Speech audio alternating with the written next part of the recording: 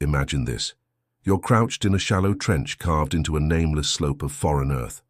Dawn hasn't arrived, but the sky already feels heavy, as if it knows what comes next. Around you, dozens of soldiers breathe fast, too fast, each one fighting a war that hasn't begun yet, the war inside their own minds. Your hands tremble, though the air is warm. Not from fear alone, but from anticipation, the kind no one talks about, the kind that sharpens the senses so brutally you can hear the faintest rustle of a distant boot, the metallic tick of your rifle, the whisper of your own heartbeat pounding against your ribs like a trapped animal demanding escape. In this frozen moment, a silent question burns in every soldier's mind. What truly happens inside a person when the world turns into a battlefield? Is courage born here, in this pressurized silence? Or does fear simply learn to march beside you, neither friend nor enemy, but an unavoidable companion? You inhale. The air tastes like dust and destiny. You exhale. A decision waits. And as the first light breaks, everything inside you, instinct, training, doubt, collides in a storm no one else can see. Welcome, history warriors, I'm Knightley. You're about to witness history like never before. The real battle is about to begin, not on the ground, but in the mind.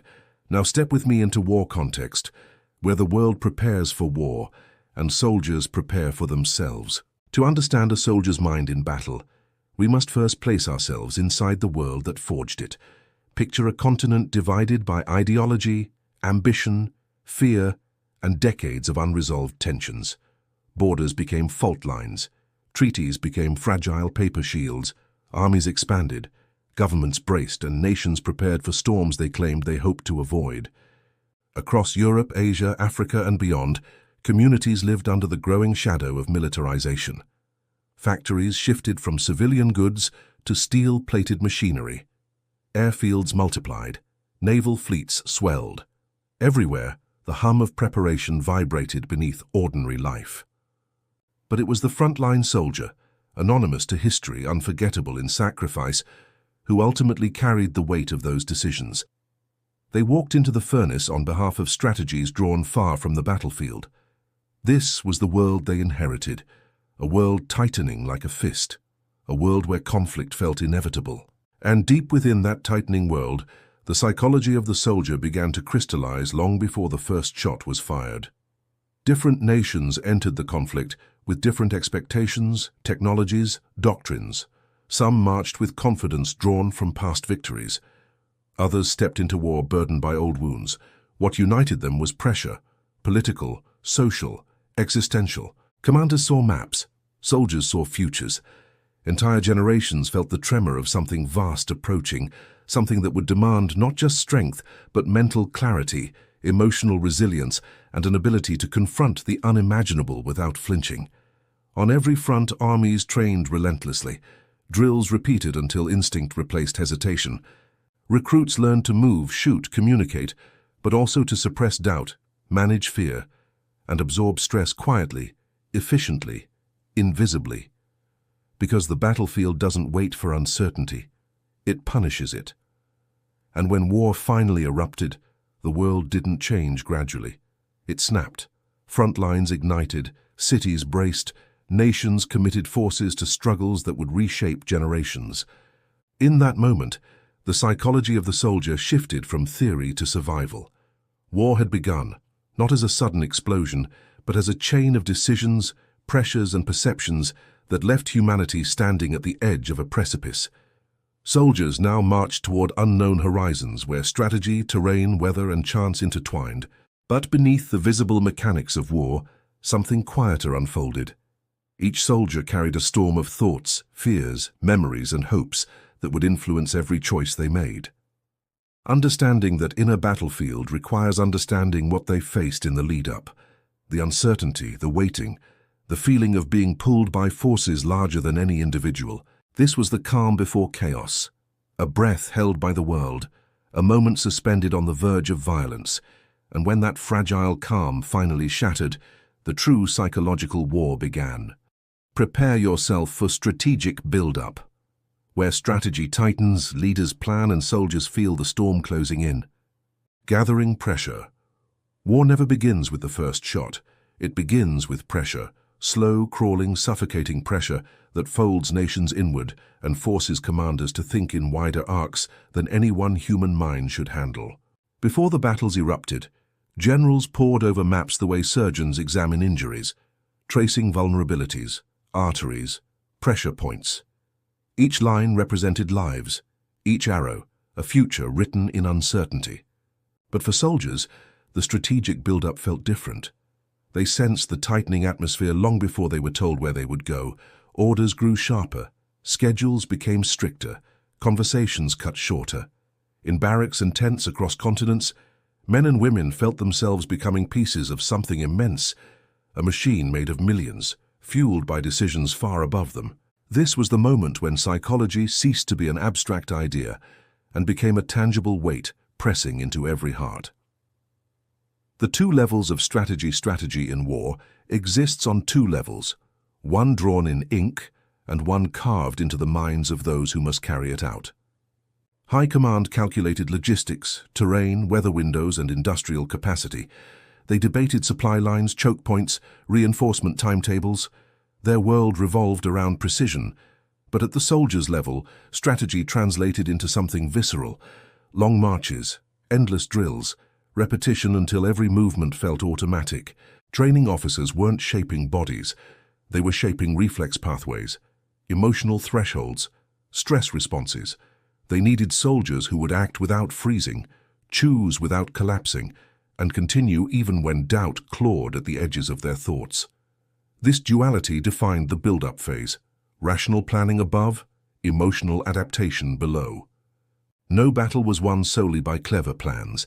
It was won by minds conditioned to absorb chaos without breaking. Commanders enter the stage.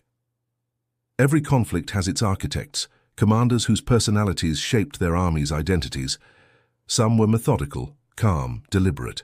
They favored caution, believing battles were marathons of endurance and calculation. Others were bold, impulsive, aggressive. They believed in shock, speed, and overwhelming force. A few carried reputations like storms, unpredictable, brilliant, demanding loyalty, and absolute commitment. These leaders didn't merely plan battles, they forged psychological climates. A confident general created confident troops, a reckless one created nervous ones. A silent commander planted silence in the ranks, and every soldier, knowingly or not, absorbed the traits of those above them. War psychology begins with personality transference. The battlefield reflects the minds that designed it. Internal briefings. Before deployment, soldiers attended briefings thick with tension, maps unfurled, objectives named, risks outlined but never dwelled on. The room always felt smaller than it was, air dense, shoulders stiff. For many, the briefing was the moment reality solidified. Targets became coordinates, enemies became silhouettes, time became a countdown. But under the rigid structure, minds raced. Soldiers tracked every word, searching for reassurance or danger in the tone of their officers. When a commander's voice remained steady, morale sharpened. When it wavered, even slightly, unease spread like static. Psychology wasn't separate from strategy. It was sewn into every instruction. Technology shapes emotion. Weapons influence behavior as much as doctrine. A soldier armed with a reliable rifle feels different from one carrying a weapon prone to malfunction. A tank crew inside thick armor feels differently from infantry exposed to open ground. A pilot in a cockpit feels isolation no foot soldier experiences. Technology created psychological environments. Heavy artillery made soldiers feel both powerful and vulnerable. Power when firing, vulnerability when receiving. Aircraft instilled awe and threat simultaneously. Freedom in the sky, danger in the unknown. Communication tools shaped trust. Poor radios meant uncertainty. Strong signals meant confidence. Thus, equipment wasn't just metal. It was emotional infrastructure. Before the first battle, armies designed not only firepower but states of mind. The role of training was more than preparation. It was psychological conditioning. Marches forced discipline. Obstacle courses forced adaptability. Marksmanship forced calm under pressure. simulated attacks, forced decision-making in chaos. But beneath these skills lay something deeper, the gradual reshaping of identity. Recruits learn to suppress hesitation. They learn to recognize fear without yielding to it. They learn to trust their unit more than their doubts. This was not manipulation, it was survival engineering. Because the battlefield doesn't wait for emotional processing. It demands instant response.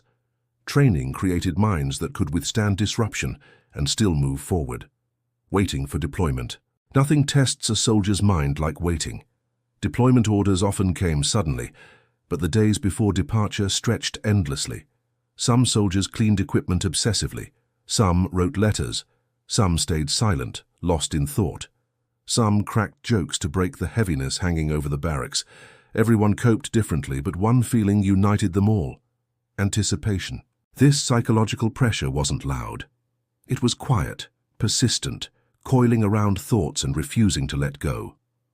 The human mind prepares for danger long before danger arrives, and in these final moments before movement, soldiers learned that fear wasn't the enemy. Uncertainty was. The march toward the front. When deployment finally arrived, everything shifted. Trucks rumbled, boots thudded, engines groaned awake. Soldiers boarded transports with mixed emotions, relief that the waiting was over, and tension for what waited ahead. The road to the front was always surreal. Familiar landscapes faded, replaced by damaged towns, layer upon layer of destruction.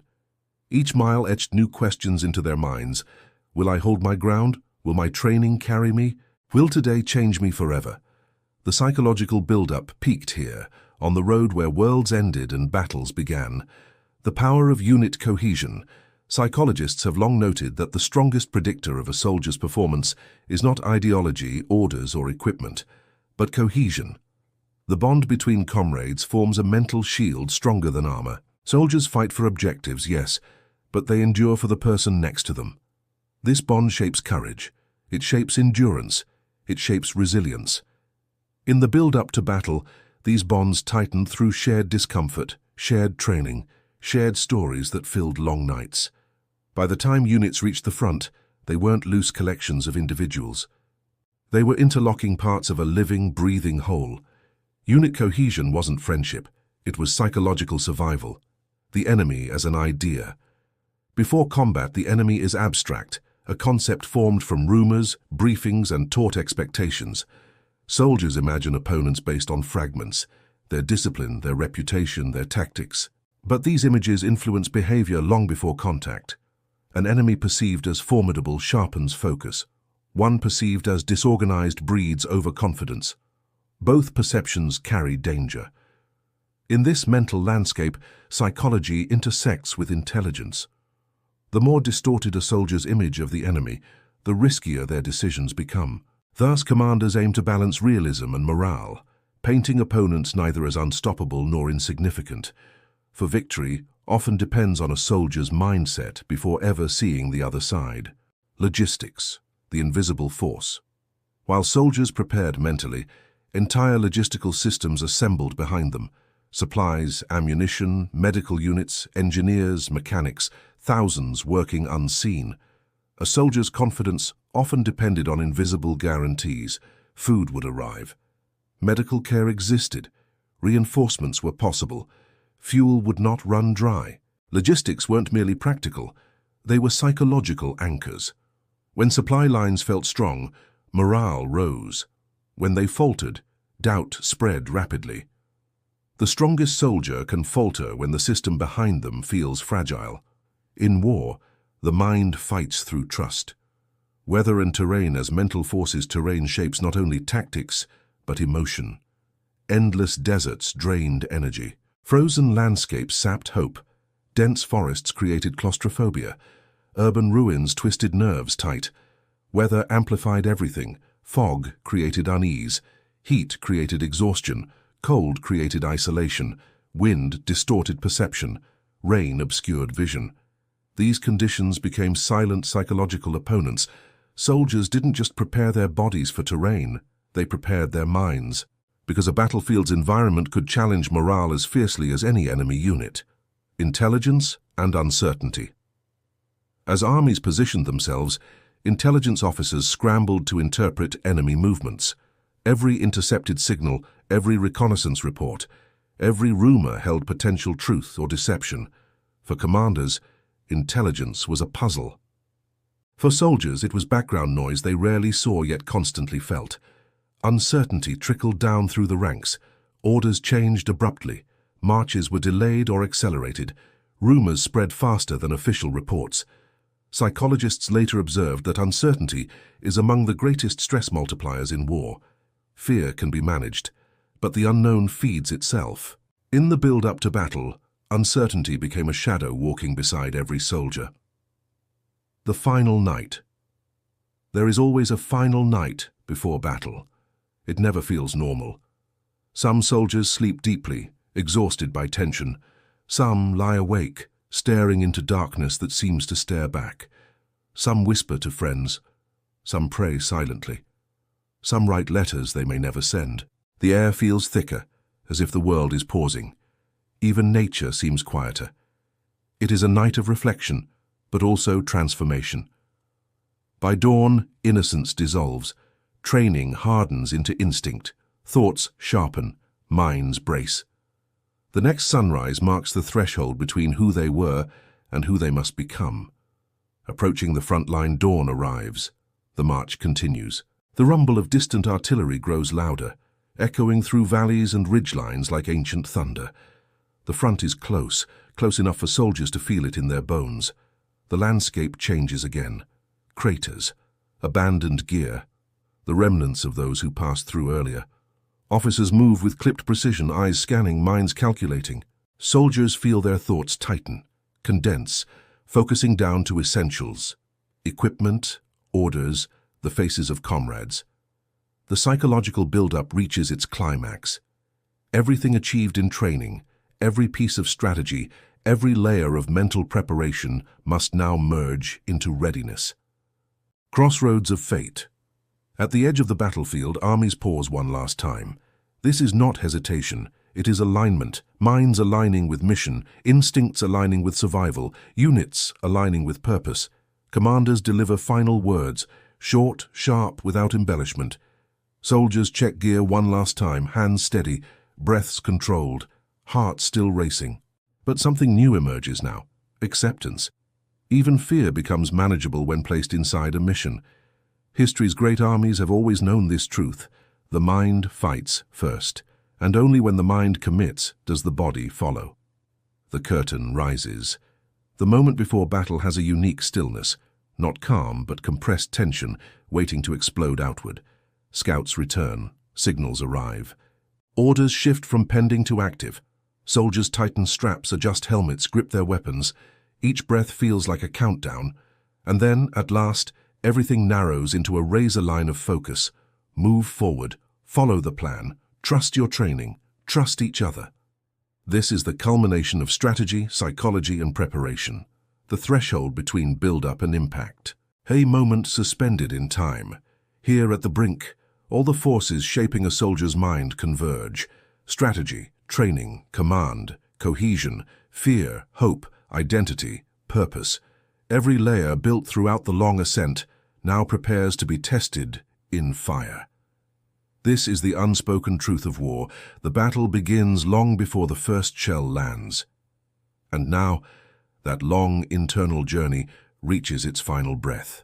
Silence before the storm. And with that silence we march into battle begins, where the clash erupts and psychology turns into action. The first crack. The silence breaks with a trembling ripple. Not a roar, not an explosion, but the unmistakable snap of distant artillery waking the horizon. Soldiers freeze mid-breath. Eyes lock, minds narrow into sharp, instinctive focus. Moments ago they were thinking about home, about survival, about nothing and everything. Now, thought collapses into reaction. A second blast follows, closer, heavier. The ground quivers beneath their boots like something alive turning over in its sleep. No one needs orders to know what it means. The battle has begun. Some swallow hard, some steady their weapons with hands that suddenly remember training better than memory itself. Inside each soldier, the same psychological shift sweeps through. The transformation from anticipation to action. Fear doesn't disappear. It simply hardens into something functional. Focus sharpens. Breathing evens. Muscles learn the battlefield's rhythm. The mind narrows to a tunnel pointed towards survival. A third explosion erupts. The world answers with fire, and the soldiers surge forward into it. Into the raw artillery lands ahead in jagged bursts of soil and shattered earth. Troops advance anyway, legs pumping through shockwaves that rattle teeth and churn the ground into uneven craters. Every step is a negotiation between instinct screaming "get down" and discipline commanding "move up." Training wins, but instinct presses close behind. The air fills with the raw smell of disturbed dirt and burning propellant. Vision blurs as dust rises in thick curtains. Shadows flicker inside those clouds, friend, foe, or imagination. Here, the psychology of perception becomes its own battlefield. Some soldiers feel time slow, as if each second stretches thin enough to examine. Others feel time collapse, racing so quickly they lose track of moments entirely. This is the mind's defense, altering perception to cope with overload. Above them, the roar of aircraft announces another layer of chaos. Engines scream past, slicing through the haze, their silhouettes flashing overhead like swift predatory shadows hunting across the sky. On the ground, soldiers brace for the next strike, knowing each sound may be the last thing they hear clearly. The battle's rhythm accelerates. Aircraft descend. The sky cracks open as dive bombers plunge downward, their engines tearing through the air with a pitch that vibrates the bones. Soldiers hit the dirt instinctively. Even seasoned veterans feel a jolt of primal terror, a reaction older than war itself. Because when something falls from the heavens, the mind remembers vulnerability. Explosions ripple across the field in tight sequences. Each impact lifts Earth in violent columns. In the split seconds between detonations, troops spring up, reposition, press forward. The mental tug of war intensifies. Hide or advance, protect or push, freeze or move. And in this maelstrom, something remarkable happens inside many soldiers. Clarity. For some, the battlefield becomes starkly simple. Shapes, directions, distances, decisions. No inner debate, no future, only now. This state, psychologists later call combat focus, narrows the world to what the senses can process and nothing more. But not every mind adapts the same way. Some soldiers feel disoriented, overwhelmed by the sensory overload. Some fight the rising urge to run. Some cling to routine. Reload, breathe, check, move. Above, planes peel away, climbing back toward the sun. Below, the battle intensifies. The first firefight, small arms fire, snaps across the field like brittle branches breaking. The crack-pop whistle of bullets creates an invisible geometry soldiers must navigate instantly. They drop behind ridges, ruined walls, overturned earth.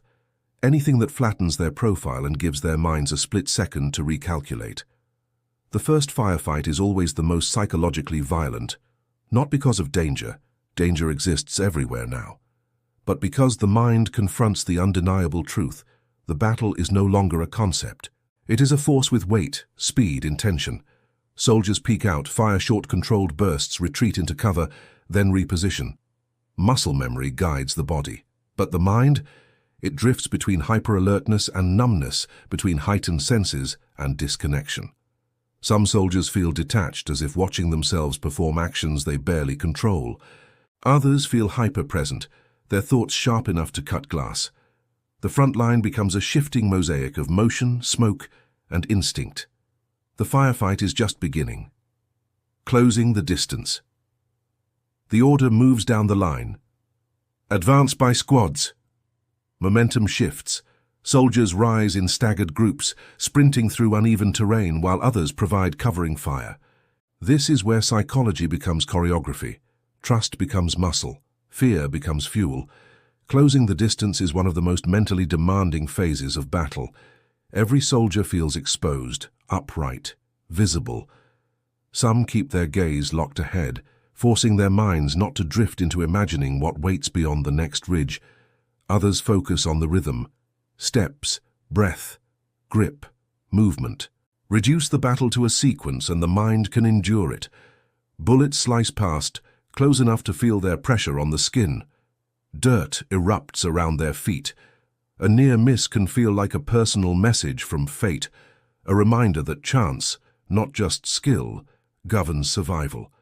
The squads push forward meter by meter, each one paid for with psychological strain. When they reach the next patch of cover, they collapse into it with fast breaths and wide eyes. And still the battle grows heavier. The first close encounter. Through the haze ahead, shadows shift. The enemy. Not distant figures anymore, not silhouettes behind smoke. Now real, present, human. The psychological weight of this moment hits hard. Soldiers feel a jolt, part adrenaline, part fear, part disbelief that the abstract enemy now has a face, movement, intention. Instinct takes control. Shouts rise. Fire intensifies. The two sides exchange precise bursts, both advancing and retreating in microscopic adjustments. Some soldiers feel their minds sharpen ruthlessly, removing emotion from the equation. Others feel empathy flicker, quickly buried by necessity. War compresses humanity into decisions made in fractions of seconds. This first close encounter marks a transition. The battle is no longer noise and distance. It is immediate, and immediacy changes everything. The soldiers brace for the next escalation. The battlefield shifts, terrain becomes a weapon. A ridge offers concealment. A trench becomes a lifeline. A ruined farmhouse transforms into a focal point of fire and fear. The battlefield shifts constantly, forcing soldiers to adapt faster than they can think. Psychology bends under the strain. Some thrive in the chaos, finding strange comfort in momentum. Others feel the onset of fatigue, not physical but mental, as decision after decision stacks like heavy stones on the mind. Communication becomes urgent and fragmented. Gestures replace words. Instinct replaces analysis. Teams move in synchrony, shaped by training and sheer necessity. Every soldier now understands the real enemy is not just across the field, it's uncertainty, unpredictability, the vast unknown unfolding with every advancing step. And the battle is far from reaching its peak. Prepare for the next part of this section, where the clash grows fiercer, the mind is pushed harder, and the storm of war reveals its true shape. Thoughts narrow to a point. Under extreme stress, the human brain sheds everything unnecessary. Memories vanish, doubts die. All that remains is a razor-thin thread of instinct. Soldiers find themselves locked in a strange tunnel where sound warps and colors blur. A private fires without remembering reloading. A corporal drags a wounded comrade behind a rock, but only understands he did it after he's done. Awareness becomes fragmented moments, broken into jagged shards. They no longer fight for country or glory. They fight because stopping means dying. And in this trance-like state, the storm of war begins to sculpt them, chiseling away fear, mercy, hesitation, leaving behind something colder, something shaped for survival. Steel meeting flesh. The clash turns intimate, too close, too fast. Grenades fail to explode before impact. Men collide in clouds of dust and debris. Rifle butts become hammers. Knives become punctuation marks in a sentence written in blood. A German soldier leaps into a trench, slipping on mud slicked with carnage. An Allied sergeant meets him with the full weight of desperation, fists and fury. In these brutal seconds, ideology evaporates. Two human beings fight in a universe shrunk to a 3-meter crater. Rage, terror, reflex, they blur into one, and above them artillery keeps carving shadows on the ground like signatures of death. The storm tightens, command under fire. Officers shout orders, but words die in the roar. Maps turn useless as positions shift by the minute, swallowed by smoke and collapsing earth. Radios crackle with half-sentences, cut by static and screams. The battalion commander forces decisions at a pace no doctrine prepares for. Reinforce the center, pull back the flank, call for air, deny it shift, west, no, east. Every choice gambles dozens of lives. Command becomes a form of controlled insanity. Leaders fight two battles at once, one outside with steel and fire, one inside against the creeping dread that a single misjudgment could doom their entire line. Leadership here isn't glory, it's torment under a stopwatch. The storm reveals its shape. The battlefield's chaos begins to organize itself, not into order, but into a terrifying pattern. The German push isn't random. It's a tightening vice aiming to break morale through relentless escalation. The storm of war isn't wind and thunder, it's pressure, applied with precision. Soldiers sense it in their bones. They feel the enemy probing weak points, striking, withdrawing, then striking harder. They understand the battlefield is alive, adapting, learning them. And as the storm clarifies, so does its cost. Bodies lie twisted in unnatural shapes. Trenches fill with smoke thick enough to taste. This is the true shape of war, a force that tests every boundary, steel, strategy, and sanity. When the air turns to fire, a fresh artillery barrage rolls in like a collapsing sky. The air thickens, turns orange, then ignites. Shrapnel slices through everything: helmets, sandbags, bone. Men throw themselves flat, but even the ground trembles under the blast waves. Ears ring until silence becomes a threat in itself. The mind fights to stay anchored, but every concussion feels like someone pounding the inside of the skull with a hammer. Some soldiers whisper prayers they don't remember learning. Others grit their teeth until their gums bleed. Each explosion rewrites the landscape, carving new craters, erasing old cover. It becomes clear, the enemy isn't just attacking the body. They're attacking the brain, trying to shatter focus, break discipline, crush resistance from the inside out. The weight of seconds. Time stretches into something grotesque. A single minute feels like it contains a dozen lifetimes. Soldiers wait for the next shot, the next scream, the next moment when everything could end. Seconds become heavy. They cling to the skin, thicken the breath, make even blinking feel dangerous. The mind begins calculating endlessly, where the next shell might fall, whether the clicking rifle still has rounds, how long before reinforcements arrive, whether this is the moment to move or stay. This mental overload is its own weapon. Fear turns mathematical. Every thought is a gamble. And beneath the helmet, sweat runs cold as the brain attempts to process a situation evolving faster than any human nervous system was built to handle. The enemy you don't see. Not all threats carry rifles. Some crawl into the mind. A shadow glimpsed through smoke becomes a phantom division. A distant motor sounds like tanks right on top of the trench. Every rustle, every silhouette becomes potential death. This psychological fog is deliberate. The German assault uses noise, deception, pace-applying pressure like a surgeon forcing the Allies to burn precious mental energy, reacting to threats both real and imagined. A young soldier raises his rifle at a shape in the haze. His sergeant grabs the barrel, forces it down. "Smoke," he growls, "just smoke." But the private's hands still shake. In war, the unseen enemy is often the most effective one.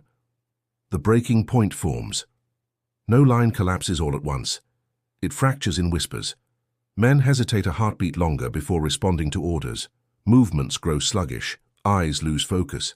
Small gaps form 3 meters here, 5 there, barely noticeable, but enough for danger to seep through. Officers sense it. They shout louder. They run from position to position, forcing order back into bodies running on fumes. But exhaustion doesn't listen to rank. The storm intensifies. Every blast deepens the cracks. Every casualty widens them. And somewhere in the chaos, the moment approaches, the invisible tipping point where a disciplined unit can transform into a broken one. Everyone feels it. Nobody dares say it. But something still holds. Just when collapse seems inevitable, a stubborn instinct flares in the ranks. A machine gun team drags their weapon forward, sets up in the open, and floods the ridge with suppressive fire. A medic crawls through a mine-laced ditch to pull a wounded soldier back. A lieutenant stands tall enough to be a target, rallying the men with sheer audacity. These small acts don't reverse the tide, but they slow it. They remind every exhausted fighter that they're not alone in the storm. The mind, battered and overloaded, finds a final reserve. Not patriotism, not strategy, just defiance, the raw, human refusal to break. And the battle grinds on. Close quarters of the mind. As the lines contract, the battlefield shrinks. Sightlines collapse, distances shorten. The enemy feels closer than breathing. Every soldier becomes hyper-attentive, eyes darting, nerves pulled taut like wire. Close terrain forces instincts to take over. Training shoves itself into the brain's front seat, guiding hands, guiding reflexes. But behind that automatic precision sits something far more human. Doubt. What if I misjudge? What if it's a friendly? What if I fire too late? Each question strikes like a hammer. Each hesitation could be fatal. And yet the soldiers push forward, minds racing faster than their boots, each thought sharpened by the knowledge that proximity turns mistakes into tragedies. The chaos compresses, but the psyche refuses to collapse. Not yet. When leadership wavers, a captain takes cover behind a shattered wall, map flapping in his trembling hand. He's been awake for 30 hours. His voice cracks with fatigue as he tries to coordinate a counterpush. Leaders suffer quietly but intensely. Every decision feels heavier. Every wrong call could doom dozens. The men watch him closely, not for orders but for reassurance. If he falters, they will feel it instantly. Fear spreads downward with brutal efficiency. His jaw tightens. He forces clarity into his voice, issuing commands with manufactured confidence. The illusion is enough. Leadership in battle is often a charade held together by grit, sweat, and the refusal to let younger soldiers see the fear gnawing beneath the surface. Confusion as a weapon. The battlefield turns into a maze of smoke, dust, and shifting silhouettes. Radio lines crackle with fragmented messages. Orders overlap, contradict, or arrive too late to matter. Confusion isn't accidental. It's a deliberate tool the attackers use. Interrupted communication amplifies stress. Stress fractures judgment. Judgment fractures cohesion. One squad moves left, believing they're reinforcing. Another pulls back, believing they're retreating. Neither is wrong, they're just operating in different realities shaped by fractured information. In war, clarity is as valuable as ammunition. And right now, clarity is in short supply. The mind strains to interpret chaos, but chaos always moves faster. Always. The human machine overheats. Adrenaline is a powerful fuel, but it burns fast. After hours of combat, it leaves behind a hollow, trembling shell. Muscles quiver, vision tunnels, thoughts grow sticky and slow. A soldier crouches behind a broken tree, trying to steady his breathing. His hands shake uncontrollably. He forces his fingers to reload, but his grip keeps slipping. He mutters to himself anything to maintain a thread of control. Another soldier beside him stares blankly at nothing, his mind momentarily unplugged from reality. Only a hard slap from a comrade snaps him back. Brains aren't built for prolonged trauma. They adapt, but adaptation has a cost, and battle always collects its debt. Impact without contact. Not every blow in war hits the body. Some strike the psyche with equal power. A nearby explosion throws a soldier to the ground without touching him. The pressure wave ruptures his sense of equilibrium, world spinning, ears screaming, stomach heaving. He hasn't been wounded, but something inside feels altered. This is the invisible toll of prolonged shockwaves, the kind that bends perception, distorts time, frays nerves. He tries to speak, but can't find his voice. He tries to stand, but the earth feels unstable beneath him. Moments like this chip away at the mental armor more effectively than bullets, because the soldier can't fight what he can't see. Still, he crawls forward, because stopping isn't an option. Instincts take command. When thought slows, instinct accelerates. Soldiers begin moving on pure reflex ducking before hearing a shot, shifting left without seeing the threat, sprinting between craters without consciously deciding. This primal mode is the brain's survival autopilot, faster than reasoning, older than language. A veteran later tries to recall what he did during these minutes, but memory fails him. He acted, reacted, moved with an animal precision no conscious mind could replicate. Instinct is the soldier's hidden ally, quiet, ruthless, efficient. But relying on instinct too long carries its own danger. It leaves no room for strategy, no room for coordination. The line between survival and chaos grows thin, dangerously thin. The emotional ambush. A soldier spots a fallen comrade ahead, not badly wounded, just dazed, pinned behind debris. For a moment, emotion breaks through discipline. Friendship overrides caution. The soldier sprints through open ground without hesitation. His sergeant curses, knowing the risk, but he follows anyway, providing covering fire, unwilling to let the younger man face danger alone. In war, logic often bows to loyalty. The psychology of bonds becomes a double-edged sword, fuel for courage, but also a trap that draws soldiers into perilous decisions. They drag the wounded man back, no words exchanged, just a brief squeeze of the shoulder, an unspoken reminder that humanity still exists within the storm. Emotion can kill, but it can also save. Fatigue's silent invasion. Hours pass. Sweat turns cold. Movements grow mechanical. Every step requires a conscious decision. Fatigue becomes a stealth predator. It drains awareness, blurs reaction time, narrows the world to a single desperate goal: endure. One soldier almost collapses mid-run, not from injury, just exhaustion so deep it feels physical. He forces himself upright, teeth grinding because sitting down feels like surrender. Another nearly falls asleep behind cover, jolted awake by a nearby burst. In these moments, the mind is no longer fighting the enemy. It's fighting itself, and the battle is nowhere near finished. Pressure finds every weak point. A squad pinned by fire begins arguing, whispers at first, then louder. Stress phrase tempers quickly. One soldier insists they must push forward. Another demands they hold. A third wants to pull back. For a moment, unity teeters.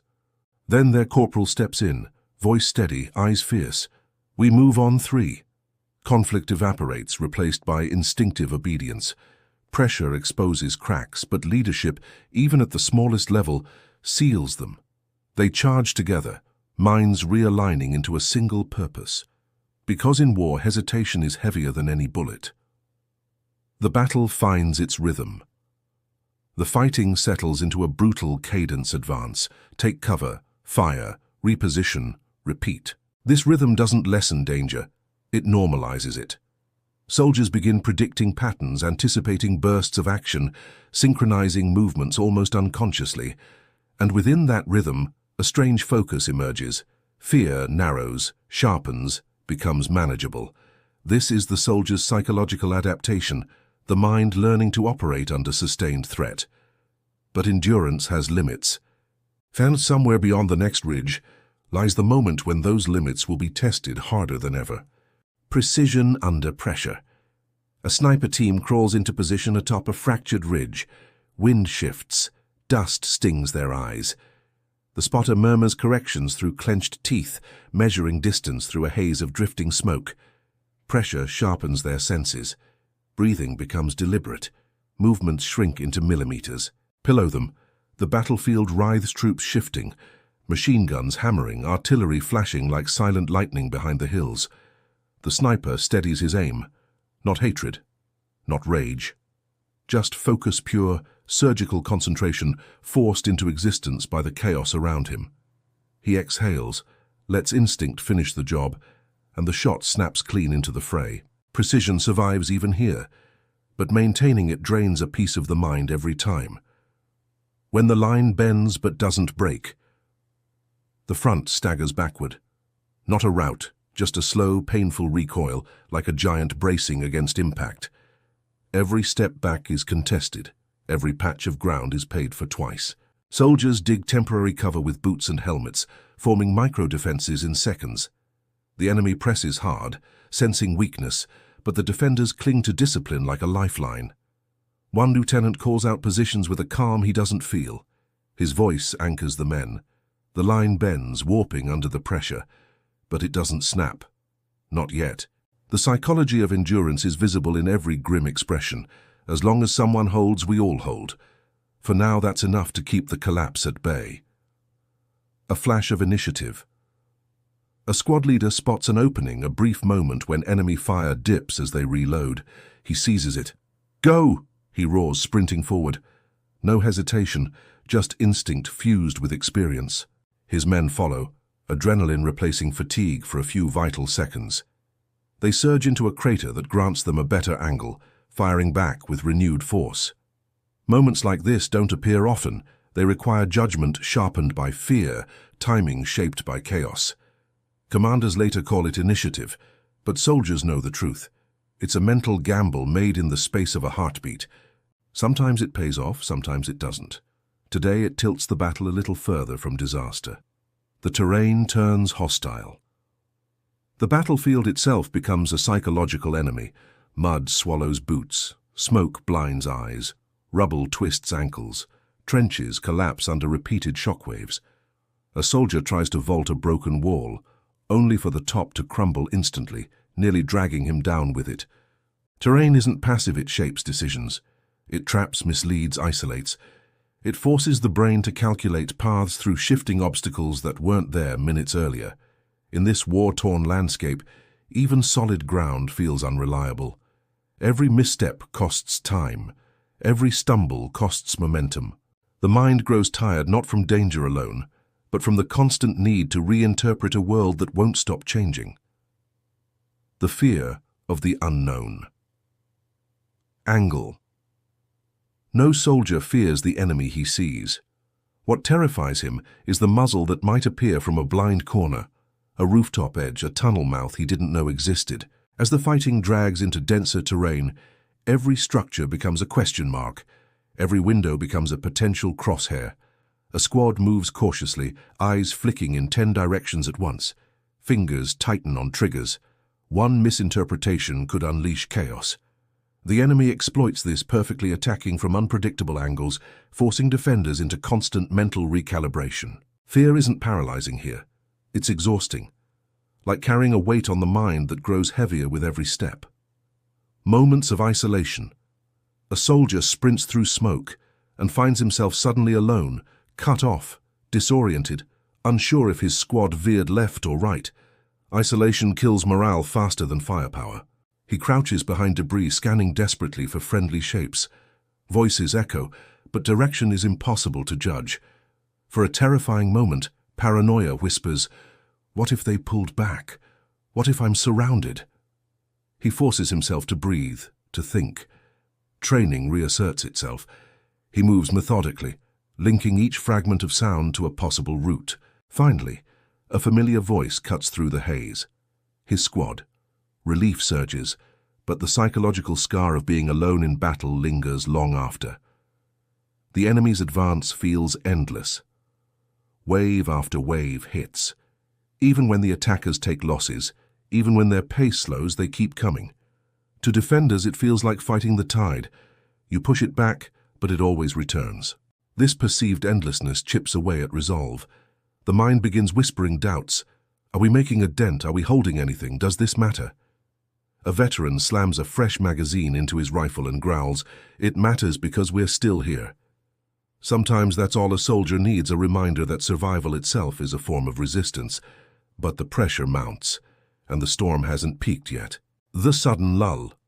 Then without warning, the battlefield quiets. Not peaceful, suspicious. Guns fall silent. Artillery pauses. Only the wind moves the smoke. Soldiers freeze, breath held, minds alert. They've seen this before. Lulls are ambushes waiting to unfold. The brain strains to interpret every distant crack, every shifting shadow. "Stay sharp," a sergeant whispers. The quiet is worse than the barrage.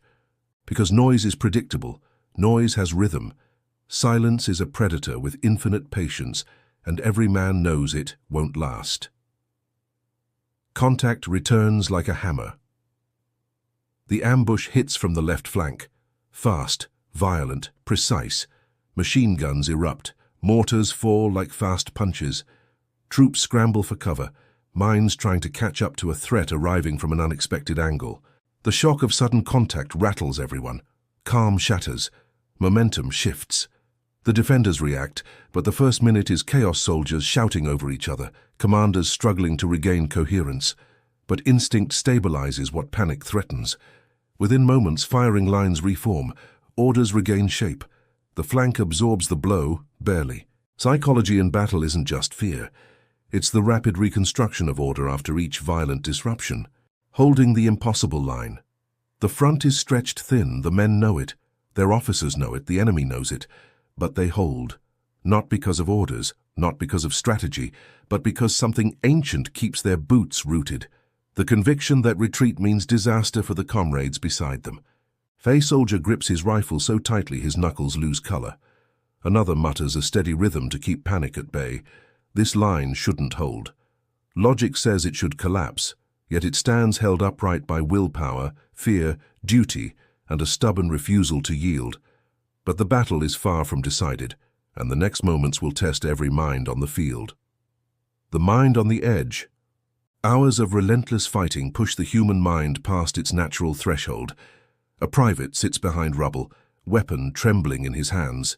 He's alive, but alive in a way that feels disconnected, almost unreal. Every sound, the whistle of bullets, the distant blast of shells becomes sharper, closer and yet distorted, as if filtered through layers of fear. Thoughts fragment, memories intrude randomly. A mother's face, a laugh from home, a sudden childhood game. They flicker in and out. The brain's survival mechanism tightens around the present. Move, fire, breathe, survive. Emotion is compressed, decision-making accelerated, perception sharpened to unnatural edges. This is combat focus. The battlefield has claimed his psyche, reshaped it to function in ways normal life never demanded. Small wins, huge impact. Every minor victory carries immense psychological weight. A squad clears a crumbled wall, finds cover, and holds it against advancing fire. Exhaustion battles adrenaline, but the momentary success reignites resolve. In war, the mind clings to these fragments like flares in darkness. They remind soldiers that their actions matter, that survival is still possible, that the storm can be negotiated, even if temporarily. These small wins are like breaths underwater, providing just enough air to sustain the fight. Every step forward is mental proof. The human psyche can endure, adapt, and continue. Crisis of communication. The battlefield's noise isn't just physical, it's informational. Radios sputter, runners fall, voices overlap in chaos. Orders are delayed, misheard, misinterpreted. Every miscommunication escalates tension. Soldiers must guess intent, anticipate shifts, and act without confirmation. The uncertainty gnaws at the mind, creating stress beyond physical strain. Yet even in this fog, split-second decisions define survival. The mind learns to trust partial data, to improvise, to act decisively under doubt. Psychological resilience isn't optional, it is mandatory. Fear as fuel. Fear is omnipresent. It pulses in every heartbeat, tightens every grip, sharpens every gaze. But fear can be harnessed. Soldiers convert it into rapid reaction, precise movement, and relentless focus. A medic crawls into open fire to retrieve a fallen comrade. His fear is real, but it becomes kinetic, shaping every deliberate motion. The mind discovers that panic is temporary. Action converts terror into energy. The edge between paralysis and instinct is narrow, but when navigated correctly, it grants extraordinary performance. The enemy pressure builds. The attackers sense fatigue and push relentlessly. Machine guns hammer, mortars whine, and rifle fire flares unpredictably. The psychological burden is compounded by unyielding proximity. The enemy is always near, always threatening, and often invisible. Every minute becomes a marathon, every decision a high-stakes gamble. Even small missteps carry cascading consequences. Yet soldiers adjust. Their brains reshape perceptions, compressing time and reaction into efficient fractions of a second. Adaptation isn't conscious, it is survival itself. Comradeship as armor. In moments of extreme strain, bonds between soldiers become as critical as weapons. A man covering a comrade's retreat shares his fear silently. The comrade feels it and responds with instinctive trust. These shared understandings reduce psychological load. They anchor focus, offer reassurance, and sometimes save lives. Even in the chaos, tiny gestures, a hand on a shoulder, a nod, a shouted warning become lifelines. The battlefield tests individuals, but collective resilience sustains units. The mind thrives on this invisible structure even as the storm rages. The assault intensifies. Suddenly, the enemy surges again. This time, they come in synchronized waves, forcing defenders to react simultaneously on multiple fronts. The sensory assault is relentless. Bullets whine, shells explode, smoke burns lungs. Each soldier's mind races, calculating paths, evaluating threats, adjusting instinctively. Every fraction of a second matters. Mental fatigue battles acute stress, yet soldiers continue, driven by focus, training, and the intangible will to endure. The line holds, for now. Shifting momentum. A well-timed counterfire temporarily halts the enemy. Soldiers notice the subtle shift. Pressure eases slightly, just enough to breathe, adjust, and push back. Psychologically, this is enormous. Momentum in battle isn't just physical, it is mental. A few seconds of control can recalibrate courage, restore judgment, and inject hope into exhausted minds. But soldiers know this respite is fleeting. The storm waits patiently to reclaim them. Edge of collapse. Lines stretch thin. Soldiers' minds are frayed. Reactions lag. Every decision feels heavier. Every sound becomes amplified. But despite exhaustion, fear, and chaos, units adapt. Muscles move, bullets fly, and commands echo through the smoke. The human mind proves its capacity for endurance, even at the edge of collapse. And at that precipice, the battle is most intense when courage and terror coexist in equal measure. Somewhere beyond the ridge, a decisive moment is approaching. A single choice, a shift in timing, a sudden insight. It will determine whether this bloody struggle favors one side or another. Soldiers brace themselves without knowing that the tide is about to turn. The storm has not ended. It is only preparing for its pivot. Next, the turning point. The moment before change. The battlefield, already a maelstrom of sound and motion, begins to settle into an almost imperceptible rhythm. Soldiers notice subtle shifts. The enemy hesitates briefly. A machine gun's rhythm falters. A smoke plume drifts differently than expected. The mind registers these details almost instinctively. It is in these micro moments that battles are won or lost. The psychological pressure eases slightly, just enough to allow human decision-making to reassert itself. Commanders sense it first, an opportunity appearing in the chaos. A single decision, taken quickly and decisively, can exploit that opening. The decisive insight. Captain Müller, observing the enemy's line from a small ridge, notices a subtle but critical flaw. The left flank, under constant artillery fire, has overextended. He weighs the risk. Committing reserves now could stabilize the front or result in total collapse if misjudged. With a sharp inhale, he signals to the battalion to shift forces toward the vulnerable sector. Simultaneously, the opposing commander hesitates, torn between reinforcing the overextended troops and pursuing an apparent advantage elsewhere. History will later identify this as the first hint of the turning point. Small decisions here carry outsized consequences. Every second magnifies their importance. Exploiting the opening.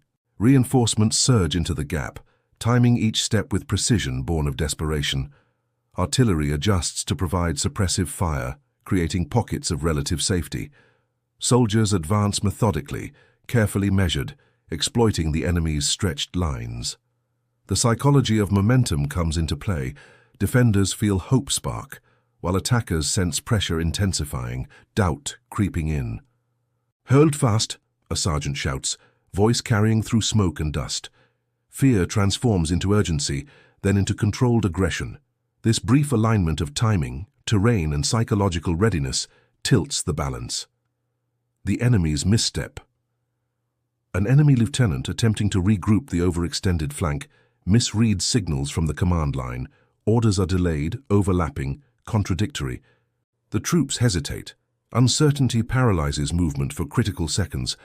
Those seconds are exploited ruthlessly. The mind falters under stress. Perception of threat narrows, reaction slows, cohesion weakens. History records this as a small error, but small errors are magnified by circumstance, by timing, by human fragility. One moment of doubt, one misread signal begins to ripple through the front. The counterpush Allied forces seize the initiative. A coordinated push begins along the compromised sector. Infantry advances with careful, deliberate steps. Machine guns cover flanks, artillery disrupts enemy formations. Psychologically, this is transformative. Soldiers who were exhausted and fearful suddenly feel focus sharpen, adrenaline redirected toward action, fear suppressed in the heat of purpose. Commander voices regain clarity. The battlefield, chaotic and unpredictable, now bends under deliberate human will. The tide, once seeming unstoppable, begins to shift perceptibly. Chaos recalibrates. The enemy, sensing the shift, attempts rapid countermeasures. Troops pivot, artillery moves and lines adjust, but coordination falters. The rhythm of battle, once dominated by the attackers, now wavers. Psychological strain compounds. Men exposed to relentless pressure now feel creeping fear, hesitation, and doubt. Even seasoned officers recognize that the advantage has slipped. Moments of indecision become costly. The battlefield itself seems to lean toward those who act decisively, exploiting tiny openings with calculated aggression. Heroic acts amplify momentum. In one sector, a squad leader leads a daring flanking maneuver, catching the enemy off guard. His men move with controlled intensity, timing every advance and pause with precision. One soldier throws a grenade, not in panic, but as part of a choreographed strike that opens space for the rest. The psychological effect is immediate. Defenders falter, attackers gain confidence. Small acts of courage magnify when executed at the right moment, transforming local success into strategic advantage. A historian later notes, "It is not always sheer force, but decisive initiative that turns the tide." The shift becomes visible. From high ground, observers notice the first clear signs of change. Where the enemy once pressed with unstoppable rhythm, they now retreat in patches, forming gaps. The front line curves differently. Soldiers notice subtle morale shifts. Defensive confidence rises. Fear diminishes slightly. Focus sharpens. Even minor victories, holding a trench, reclaiming a ruined house, repelling a patrol, have outsized psychological impact. Momentum, once entirely against them, now flows in waves, carrying the determined and the resilient forward. Quotes of insight. Historian Weber later reflects, "The turning point is rarely dramatic. It is a whisper in the chaos that suddenly becomes a roar." A field commander recalls, "I knew the moment had arrived not when we fired, but when I felt the enemy hesitate, just for a heartbeat." These tiny perceptual changes, often invisible to casual observers, determine outcomes. In war, seconds of recognition and reaction can define entire campaigns, and here, at this ridge and these trenches, such a second reshaped the battle entirely. The tide rolls forward. With the flank stabilized, counterattacks reinforced and leadership decisive, the attacking force's pressure diminishes. Soldiers move forward deliberately but with renewed energy, each step psychologically buoyed by success. Fear converts to focus, fatigue into controlled effort, and hesitation into calculated aggression. The battlefield begins to obey the rhythm imposed by those who seized initiative at the critical moment. What once seemed inevitable, the attacker's unbroken advance, is now in question. The human mind, stretched to its limit, has determined the flow of events. A moment of clarity. Amid smoke, fire, and dust, a fleeting clarity emerges across the line. Soldiers sense the battlefield tipping. Officers recognize openings. Commanders exploit them without hesitation. The psychological landscape mirrors the physical one. The confident push replaces panic. Initiative replaces hesitation. The tide is no longer ambiguous. The turning point has arrived, and the battlefield waits to see which side will consolidate its advantage. The storm of battle has shifted direction. Momentum, once all-encompassing for the attackers, now flows toward the defenders. Yet the cost is enormous. Lives have been spent, courage tested, and minds pushed to their brink. The battlefield, scarred and smoking, holds secrets that will shape not only the immediate fight, but the future of the war. Next, aftermath and consequences. The battlefield falls silent. The storm fades. Guns cease their relentless hammering. Smoke drifts slowly into the sky, curling over shattered earth and splintered trees. Silence, heavy and unnatural, descends. Men emerge from cover, trembling, scanning for threats that may never come. The enemy is still, not necessarily defeated, but halted. Momentum has shifted, and the lines now lie uneasy, fragile. Soldiers notice gaps in the front. Trenches once brimming with fire are empty or half collapsed. The immediate chaos is gone, but its psychological impact remains. Every man carries the memory of the pressure, the fear, the choices made in a world gone mad for hours. Counting losses, measuring costs. Neither side can tally the full human toll immediately. Bodies lie scattered. Some wounded are dragged to safety, others remain where they fell. Equipment is destroyed, vehicles damaged, ammunition spent. Numbers, soldiers, guns, tanks become abstract. For those on the ground, losses are personal.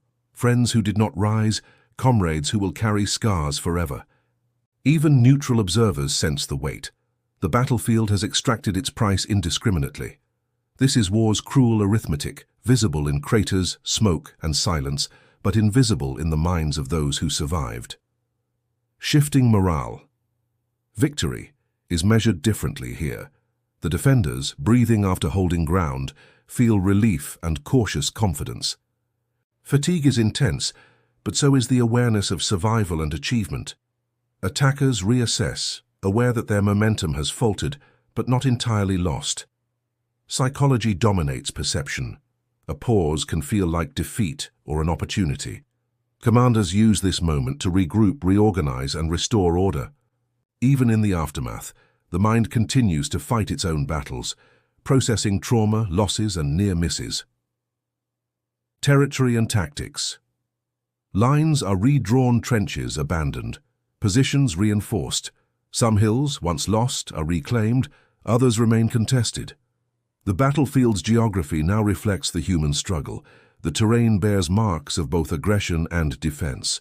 Strategically, the shift alters subsequent operations. Flanks are more defensible, supply routes safer, artillery zones recalibrated. Commanders study maps, noting lessons, which positions were vulnerable, which maneuvers succeeded. This reshaping of space echoes in both strategy and morale, informing decisions long after the guns fall silent. The human cost. The toll is not just physical. Soldiers who survived carry invisible wounds, exhaustion, stress, and trauma etched into mind and body. Conversations are quieter, laughter sparse. Movements are cautious, measured. Even victorious units process the weight of what they have endured. The battlefield becomes a place of memory. Trenches, craters, and burned-out vehicles serve as reminders of endurance and loss. Humans adapt, but adaptation carries its price. The mind has absorbed the extremes of fear, urgency, and repeated exposure to mortal threat. Immediate strategic consequences. Commanders consolidate their positions. Supply lines stabilize. Units rotate to recover and reinforce. The attacker's failed push requires reassessment. Where gaps were, reserves must reposition. Where morale faltered, new training and orders are issued. The defender gains tactical breathing room, allowing reinforcement and preparation for potential counterattacks. Even subtle shifts in morale, perception of strength and confidence in leadership have cascading effects. The turning point is evident not just in the terrain, but in the decisions that follow. Psychological ripples. The mind absorbs the battle differently than the body. Fear, relief, pride, guilt, each emotion intertwines with memory. Some soldiers replay moments endlessly, imagining alternative outcomes. Even seasoned veterans note the dissonance between survival and the losses endured. The shared experience binds units together, but it can also isolate individuals. Commanders are aware. Morale recovery is as critical as physical recovery. History will often cite numbers and positions, but the silent psychological aftermath is equally decisive. Long-term impact. The engagement reshapes future strategies. Commanders study how split-second decisions influenced momentum. Tactics are adjusted. Supply distribution, reserve placement, timing of attacks. Training evolves to account for psychological pressures observed on the battlefield. The battle becomes a case study in human limits under extreme stress. Lessons extend beyond maps. How soldiers think, respond, and endure shapes operational doctrine for months or even years. The cost in perspective. Territory held or lost, equipment destroyed, and soldiers injured or killed all are measurable. But the more profound cost is the strain on the human mind. Resilience is tested beyond theory. Courage and fear coexist constantly. Every survivor's memory becomes a ledger of decisions, near misses, and instinctual choices. Leadership is measured not just by wins, but by how it preserved life, order, and purpose amid chaos. The battlefield remains a living memory for those who endured it. The guns have fallen silent. The smoke drifts upward, revealing the scarred earth below. Lines are redrawn, strategies recalibrated, and minds left to process extremes of fear, endurance, and adaptation. From this aftermath emerges insight lessons that history preserves and psychology explains. Next, reflection and analysis. The mind in extremis. Combat pushes human cognition to its limits. Soldiers endure continuous stimuli, explosions, gunfire, smoke, and shifting terrain. Their senses sharpen, focus narrows, and instinct often overtakes conscious reasoning. Yet this heightened state is unsustainable.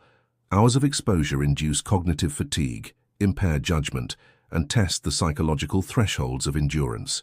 Historians note that survival often hinges less on physical strength than on the ability to maintain mental clarity under relentless pressure.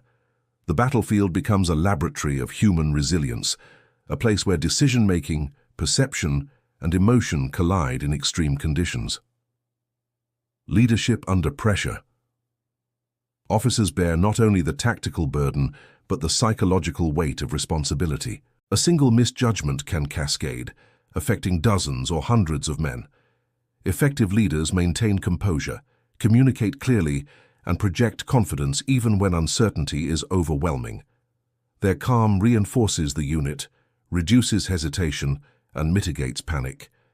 Conversely, faltering leadership amplifies fear and indecision, undermining even disciplined troops. The lesson is clear. In battle, leadership is as much about shaping perception as it is about issuing orders. Cohesion and morale. Group cohesion proves crucial to both survival and effectiveness. Shared purpose, mutual trust, and the knowledge that comrades will act predictably provide psychological armor. Soldiers with strong unit bonds exhibit better decision-making, sustained focus, and resilience in the face of extreme adversity. Morale fluctuates dynamically with perceived momentum, successes, and failures. Even minor victories, capturing a trench, holding a ridge, reverberate psychologically, restoring confidence and reinforcing discipline. The human mind, in war, is deeply influenced by social dynamics and perceived support. Fear, stress, and adaptation. Fear is omnipresent, yet it is simultaneously functional. It heightens vigilance, accelerates reaction, and primes instinctive responses. Prolonged exposure to stress, however, can degrade judgment, induce tunnel vision, and compromise coordination.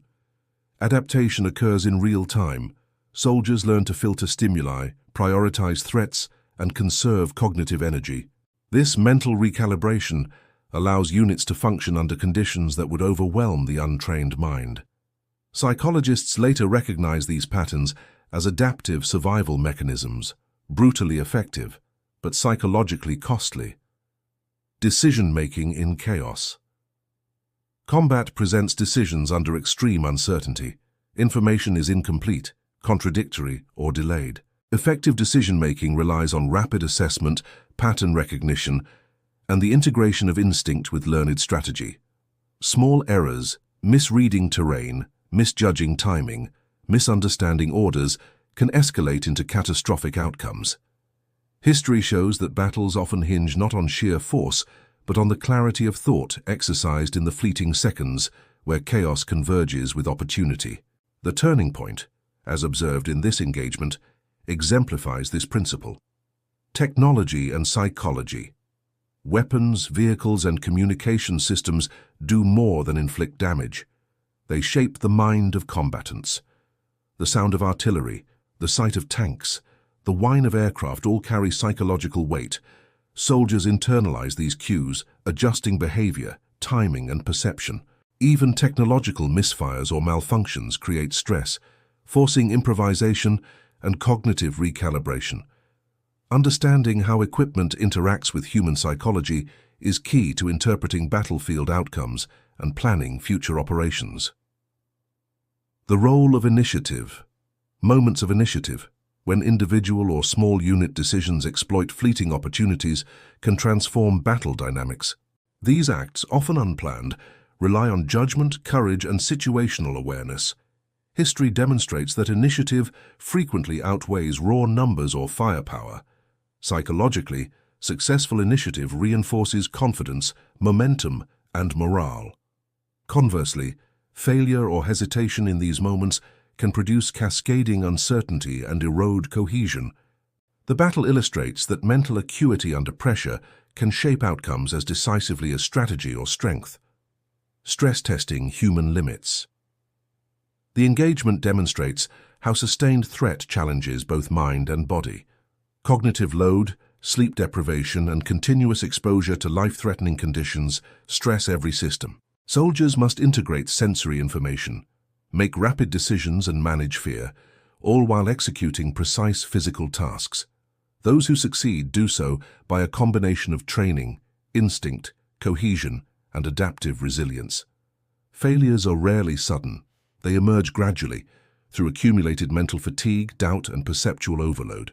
Understanding these thresholds informs not only military doctrine, but the psychology of extreme environments. Lessons in strategy and psychology. This battle teaches that strategy is inseparable from human factors.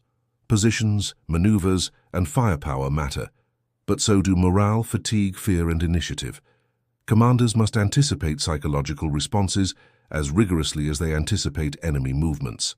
Timing, coordination, and exploitation of mental states often dictate success more than sheer force. Military historians emphasize that victories frequently depend on the alignment of tactics with human capacity to endure stress, process information, and act decisively. Preparing for future engagements. Post-battle analysis focuses on training, rotation, and recovery. Understanding how soldiers respond to sustained stress informs preparation for future operations. Units incorporate lessons on decision-making under uncertainty, fatigue management, and cohesion reinforcement. The human mind is both weapon and vulnerability. Success depends on optimizing its strengths while mitigating its weaknesses. The reflection is clear. Battles are as much psychological contests as physical confrontations. From the chaos insight emerges. The engagement becomes a case study in endurance, decision-making, and the mental cost of war. Soldiers survive not just through skill, but through resilience, adaptation, and the subtle interplay of fear and courage. The battlefield is a teacher, impartial and relentless, revealing lessons for all who study it. Next, epic closing. Return to the opening question. Imagine standing on that battlefield, the smoke curling above shattered earth, the echo of gunfire fading into silence. Could a single human mind endure the chaos, the fear, the relentless pressure of combat? We have seen the answer, yes, but at immense cost. Through instinct, training, and sheer will, soldiers navigate extremes of stress, adapt in fractions of a second, and sustain focus under conditions that would break most minds. The story of this engagement is not only about strategy or weapons, it is about psychology, resilience, and the human capacity to endure. Reflection on courage and endurance. Courage does not appear as a flourish. It manifests as a heartbeat steadying, a hand gripping a rifle, a decision made in the fraction of a second when hesitation could mean disaster. Endurance is mental as much as physical. Soldiers confront fear, fatigue, and uncertainty, often repeating the same choices dozens of times under life-threatening conditions. Through this lens, heroism is measurable not by dramatic feats alone, but by consistency in the face of relentless pressure. And the lessons resonate beyond the battlefield, touching all who study human behavior under extreme conditions. The battle's legacy. The immediate outcome is clear: ground held, positions shifted, morale tested. Yet the deeper legacy is subtler. Every decision, every act of initiative, every instant of controlled fear shapes doctrine, strategy, and understanding of human limits. Historians study these moments not for spectacle, but for insight into endurance, psychology, and leadership. The battlefield teaches impartial lessons about the interplay of mind and circumstance, courage and calculation, fear and resolve. This is history's gift, knowledge carved from experience under fire, acknowledging the human cost. Victory or defeat is always measured alongside cost. The battlefield leaves marks, physical injuries, mental scars, and the lingering presence of those who did not survive. For every strategic lesson, there is a human story. Comrades lost, fears confronted, resilience tested. Respecting that cost is part of understanding history fully. The soldier's endurance reminds us of the fragility and strength inherent in every human being when confronted with extreme circumstances. Closing thoughts and call to action. History is alive in these moments. We can study maps, analyze tactics, and recount numbers, but true understanding comes from reflecting on the human mind in battle, the way it adapts, resists, and prevails. We honor those who endured by learning from their experience and passing the knowledge forward. If this story resonates, engage with it. Like, comment, and subscribe to explore more hidden depths of history. Every battle has a lesson, every soldier a story, every decision a consequence. Next time, Forgotten Battles of WWW2. You won't believe what happened there. We will uncover engagements where courage, miscalculation, and human endurance shaped outcomes almost lost to time. History awaits, and the lessons are as compelling as the drama. Until then, remember, the mind is both a weapon and a battlefield, and its stories are worth witnessing.